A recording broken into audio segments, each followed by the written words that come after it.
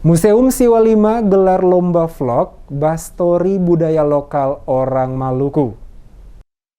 Museum Siwa 5 Ambon menggelar lomba bertemakan Bastori Budaya Lokal Orang Maluku. Kegiatan ini diikuti 24 vlogger, diselenggarakan 9 hingga 25 April 2022.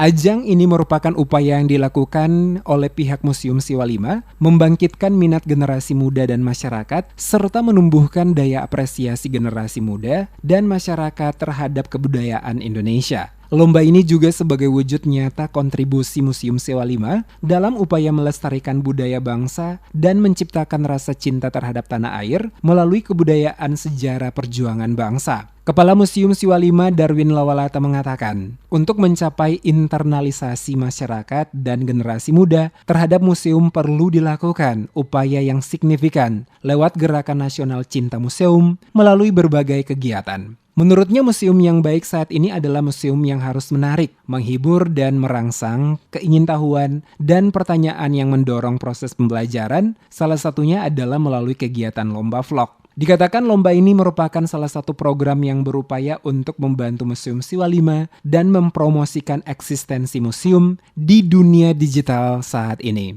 Dalam kegiatan ini juga diharapkan agar generasi muda bahkan masyarakat Maluku dapat menarasikan budaya lokal orang Maluku yang sangat berhubungan erat dengan koleksi museum serta memiliki nilai-nilai kehidupan dari para leluhur yang dapat memberi inspirasi dan motivasi bagi generasi muda di zaman serba digital. Sehingga konten yang dihasilkan melalui kegiatan vlog membuat generasi muda dan masyarakat Maluku lebih mencintai museum, peduli dengan museum, dan dapat mempublikasikan kepada masyarakat luas sesuai dengan tema Bastori Budaya Orang Maluku.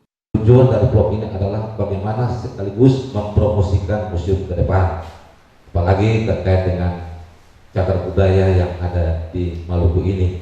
Banyak juga koleksi-koleksi kita yang ada di Museum Siwa 5 ini.